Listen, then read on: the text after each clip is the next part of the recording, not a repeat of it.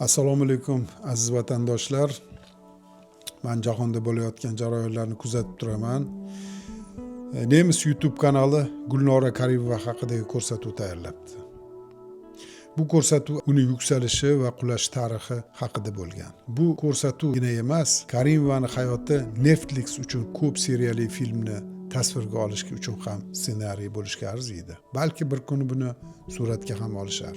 Moda namoyishlari, pop muzika, Saint-Tropez, Dubay hamda Parij o'rtasidagi hashamatli hayoti, bularni barchasi Gulnora Karimovani hayoti edi.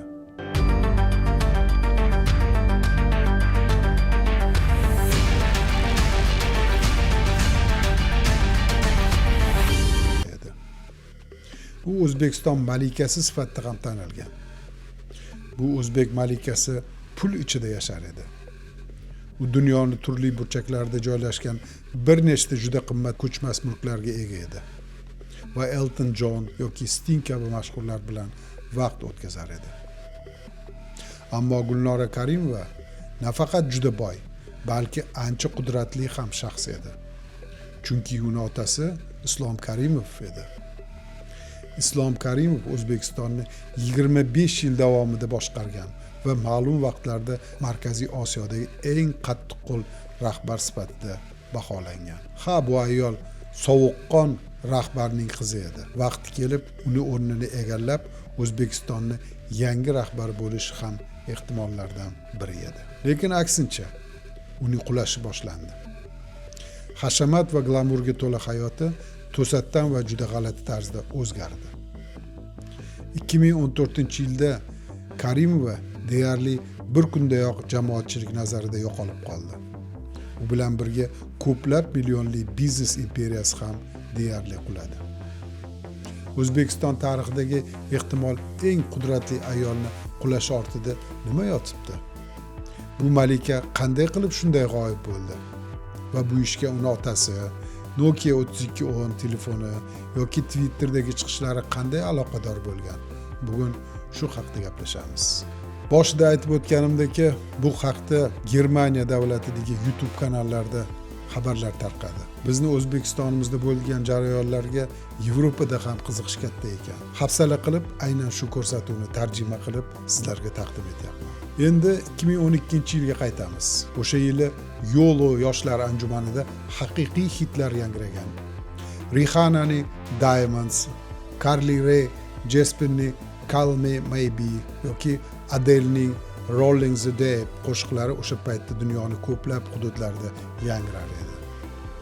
2012-yillarda barcha ushbu qo'shiqlarni tinglab o'tirgan vaqtda O'zbekistonda boshqa bir qo'shiq ham mashhur bo'lgan. Bu qo'shiq Howare deb atalar edi va uni Gugusha nomli xonanda tomonidan ijro etilgan edi. Gugusha bu Gulnora Karimovani sahnadagi taxallusi edi. U o'sha vaqtda mamlakatning eng qudratli shaxsi bo'lgan Islom Karimovning qizi edi. Karimova faqat trash pop bilan cheklanmagan. Masalan, u mashhur fransuz aktyori Gerard Depardieu bilan ham duet bo'lib kuylagan. Bu biroz g'alati tuyulishi mumkin, ammo Karimova xuddi o'zbekcha Paris Hiltonga o'xshardi. Paris Hilton ham biroz g'alatiroq musiqa borasida karyera qilgani uchun Karimova ham bunga qiziqgan va mashhurlar yig'iladigan barcha joylarda ko'rinib turgan. U New York, Milan yoki Moskvadagi moda namoyishlarida o'zini libos va zeb-ziynat kolleksiyalarini taqdim etgan. U deyarli barcha mashhur va juda boy odamlarni tanigandek tuyulardi. Xo'sh, haqiqiy hashamatli glamur hayoti uchun nima kerak? Albatta shaxsiy samolyot. Karimovaning xususiy samolyoti taxminan 48 million AQSh dollariga tushgani haqida xabarlar mavjud. Uni ko'chmas mulklari ham shunga yarasha qimmat bo'lgan. Masalan, Fransiyadagi Kamtarona saroyi bir necha million yevro turar edi. Gonkongdagi nufuzli baland binodagi penthouse kamida 14 million AQSh dollari. Shuningdek, London, Parij, Jeneva, Dubayda ham millionlab dollarlik mulklari bo'lgan. Albatta, Saint-Tropez'dagi villasi ham bor edi. Ko'rib turibsizki, bu ayol hech qachon moliyaviy muammoga duch kelmagan va istagan ishini qila olgan. Bu ajablanarli emas, chunki u davlat rahbarining qizi edi va o'sha paytda uni otasi mamlakatda deyarli hamma narsani nazorat qilar edi. Islom Karimov O'zbekistonda o'nlab yillar davomida hukmronlik qilgan. U hali mamlakat Sovet ittifoqi tarkibida bo'lgan paytidayoq rahbar edi va 1991-yil Sovet ittifoqi parchalangandan keyin ham uzoq yillar o'z lavozimida qolgan. Kim qarshilik bildirsa, qamalgan yoki O'zbekistonni tark etishga majbur bo'lgan. Erkin fikr bildirish juda qiyin bo'lgan. Gulnora Karimovani bir nechta shaxsiy telekanallari, o'z xayriya jamg'armasi ham bor edi. U mahalliy Coca-Cola biznesida ishtirok etgan va futbol klubini moliyalashtirgan. Amalda u deyarli hamma sohada ta'sirga ega edi. Ayniqsa eng muhim sohalardan biri O'zbekiston telekommunikatsiya bozori uning nazoratida bo'lgan. Karimova xalqaro maydonda yaxshi nom qozonmagan bo'lsa-da, baribir katta karyera qilish imkoniyati bo'lgan. Albatta Karimova hamma joyda iliq kutib olinmagan.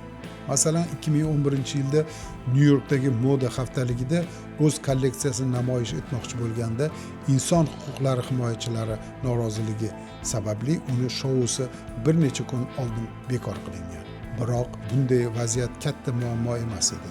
Chunki Gulnora Karimovaning maqsadlari faqat musiqa, glamur va moda bilan cheklanmagan edi. Uni ancha katta siyosiy rejalari bor edi. U eng yuqori lavozimni egallashni istagan. Barack Obama, Bill Gates va George Bushni nima birlashtiradi?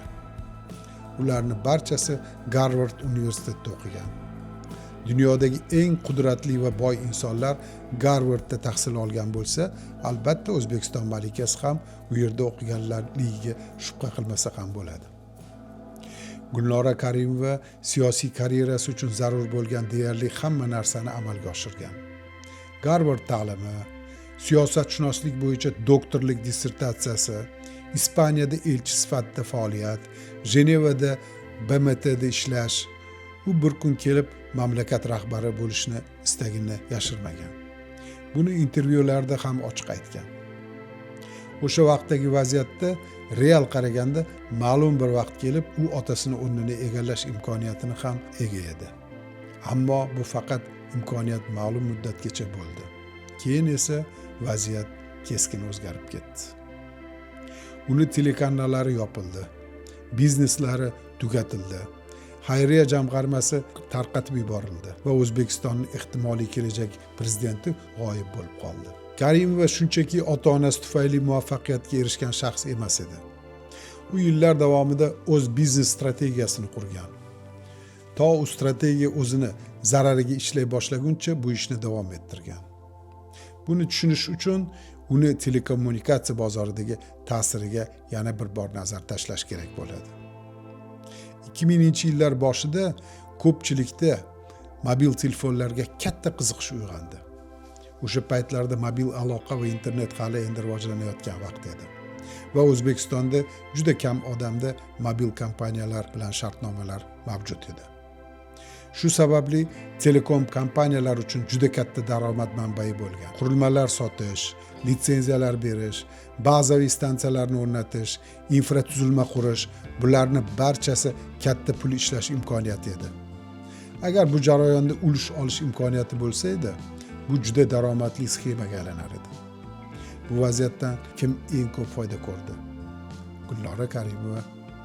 Chunki bozorga kirmoqchi bo'lgan har qanday kompaniya unga to'lov qilishga majbur edi. Bu uni prezident qizi sifatida ta'siri tufayli amalga oshgan.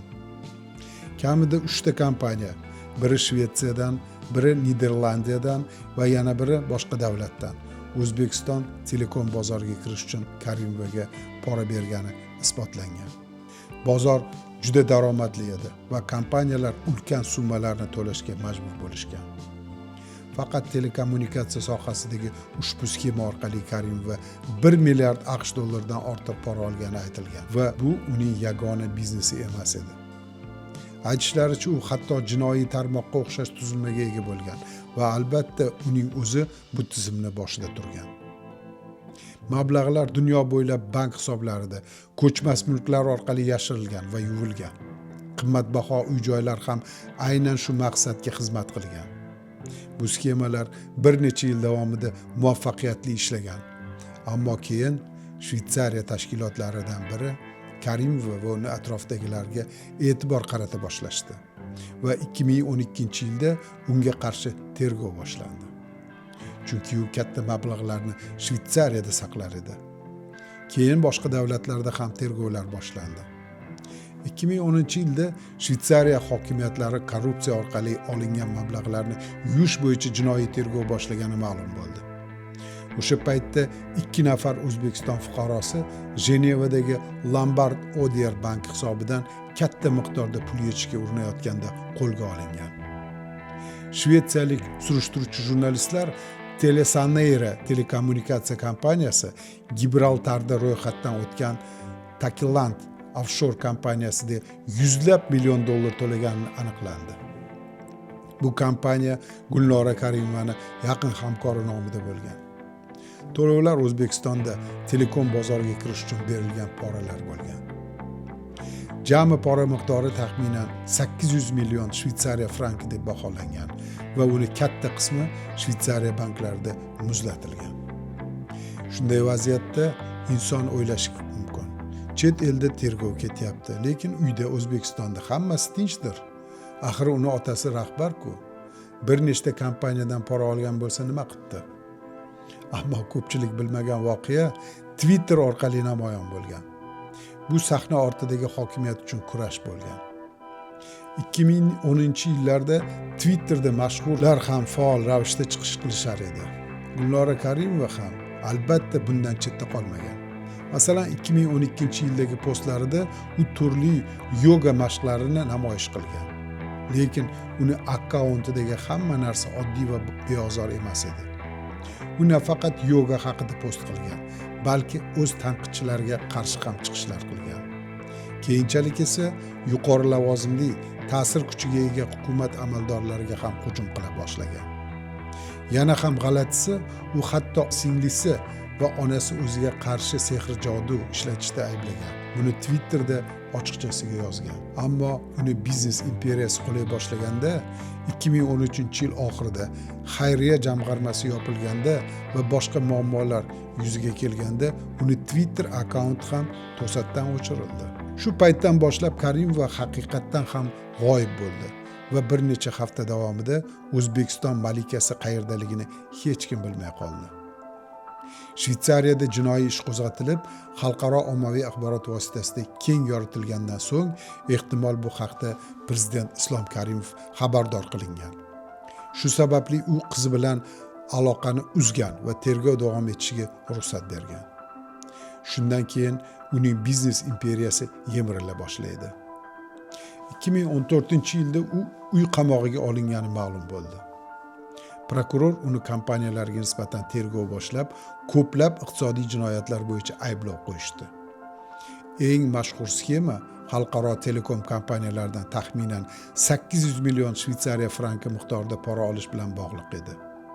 O'zbekiston prokurorlari uni faoliyati milliy iqtisodiyotga yuzlab million dollar zarar yetkazganini bildirishgan. Biroq O'zbekistondagi tergov va sud jarayonlari yopiq o'tgani sababli uni ichki moliyaviy operatsiyalari haqida kam ma'lumot mavjud. Shvetsiyalik surishtiruvchi jurnalistlar Telesaneyra kommunikatsiya kompaniyasi Gibraltarda ro'yxatdan o'tgan Takiland offshore kompaniyasiga yuzlab million dollar to'laganini aniqladi. Bu kompaniya Gulnora Karimovani yaqin hamkori nomida bo'lgan. To'lovlar O'zbekiston telekom bozoriga kirish uchun berilgan poralar edi. 2014-yilda BBC jurnalistiga qo'lida yozilgan maktub kelib tushadi. Maktub muallifi Gulnora Karimova. Unda uy qamog'ida ekanligi yozilgan. Uni begona emas, aynan o'z otasi qamoq qo'ygani yozilgan edi. Lekin nega aynan otasi? Mutaxassislarning bu borada turli nazariyalar va fikrlari bor. Turli shakl bo'laklarini birlashtirsak, taxminan manzara paydo bo'ladi. Bir tomonda ulkan korrupsiya mojarosi va xorijdagi tergovlar. Otasi qizini xalqaro tergovlari obro'sini yanada yomonlashtirishini yaxshi tushungan. Yana boshqa tomondan qarasak, agar malika chet el sudiga tortilgan holda oilaviy sirlarni oshkor qilishi mumkin edi. Axir Twitterda uning uchun sodiqlik va ehtiyotkorlik unchalik muhim emasligini ko'rsatib qo'ygan edi. Aynan shu ishi uni eng katta xatosi bo'lgan. Otasini va uni siyosatini shubha ostiga qo'yilishi mumkinligi namoyon bo'lgan. Karimova avval haddidan oshdi, keyin esa xavfli bo'lib qoldi va oxir-oqibat ochiqchasiga qarshi chiqdi. Bunday vaziyatda ota hatto o'z qizini ham hibsga olishga qaror qilishi mumkin bo'ldi. Gulnora Karimova 2 yildan ortiq O'zbekiston poytaxti Toshkentda uy qamog'ida izolyatsiyada saqlandi. Uni otasi Islom Karimov 2016-yilda 78 yoshida insultdan vafot etdi. Otasi vafot etganida u uy qamog'ida edi va hatto dafn marosimiga ham qo'yilmagan. Shundan so'ng uni ahvoli yanada yomonlashdi. 2019-yilda u uy qamog'i shartlarini buzganlikda ayblanib, haqiqiy qamoqxonaga joylashtirildi. Shundan beri u O'zbekistonda qamoqxonada. U O'zbekistonda bir necha sud jarayonlarida, jumladan firibgarlik va pul yuvish ayblovlari bilan sudlangan. Karimovani taqdiri qiziq jihati shundaki, Gulnora Karimova otasi yaratgan rejim qurboniga aylangan. U qariyb 10 yildan beri ayollar koloniyasida jazo o'tmoqda. Uni ahvoli haqidagi ma'lumotlar juda cheklangan. Eng og'iri, hech kim, hatto Karimovaning o'zi ham qachon ozodlikka chiqishini bilmaydi. Ma'lumotlarga ko'ra, uni onasi bilan munosabatlari ham juda yomon bo'lgan. Hatto onasi uni zaharlashga urinishda ayblagan. Singlisi bilan ham uzoq vaqt ziddiyatda bo'lgan. Turmush o'rtog'i va yaqin hamkorlari ham qamalgan. Natijada bir paytlar qudratli bo'lgan malika to'liq izolyatsiyaga tushib qoldi. Yevropada yashaydigan voyaga yetgan farzandlari ba'zan uni sog'lig'i jiddiy yomonlashganini aytishadi, ammo tafsilotlar ochiq emas. Uni noqonuniy yo'l bilan orttirilgan mablag'lari esa hanuz dunyoning turli joylarida muzlatilgan holatda. Masalan, Shvetsariyada yuzlab million AQSh dollari muzlatilgan edi. Hozirda Shvetsariya rasmiylari 313 million AQSh dollarini O'zbekistonga qaytarish jarayonini boshlagan. Shvetsariya hukumati bu mablag'lar O'zbekiston xalqiga yetib borishi uchun jarayonni iloji boricha shaffof qilishga harakat qilishmoqda. Mablag'ning bir qismi klinikalarga yo'naltirilgan, qolgan qismi ham shu kabi loyihalarga ishlatilishi kutilmoqda. Xo'sh, bu jarayonlarni qanday qabul qilishadi degan savol yuzaga keladi. U haqiqatdan ham nafratlanadigan shaxsmi? Munosabatlar turlicha. Uni harakatlaridan jabr ko'rganlar albatta uni yomon ko'rishadi. Masalan, bir tadbirkorning aytishicha, Karimova uni biznesini bir qismini talab qilgan. Rad etgach esa u va akasi qamalib, qariyb 10 yil qamoqxonada o'tirishgan. Biroq oddiy aholi uni birinchi prezidentning qizi sifatida qabul qiladi. Ko'pchilik Islom Karimovni hali ham qattiqqo'l, ammo davlatni saqlab qolgan rahbar sifatida eslashadi. Shu sababli ayrimlarda qiziga nisbatan ham ma'lum darajada hamdardlik mavjud. Ko'pchilik uni jazodan ozod qilish kerak deb hisoblaydi. Chunki korrupsiya mamlakatda keng tarqalgan hodisa sifatida qabul qilinadi. Baribir hamma o'g'irlaydi degan qarash mavjud. Azizlar, bu kabi ko'rsatuvlarni ko'proq ko'rishni istasangiz, qo'llab-quvvatlang, like tugmasini bosing va imkon bo'lsa obuna bo'ling. Sizlarga bundanda qiziqarli va mavhum ma'lumotlarni taqdim qilishga harakat qilaman. Chunki bizda so'z erkinligi, senzura yo'q. Savollar, e'tiroz bo'lsa, marhamat yozing. Imkon darajasida ularga javob berishga harakat qilaman. Sog' salomat bo'linglar. Keyingi gal ko'rishguncha.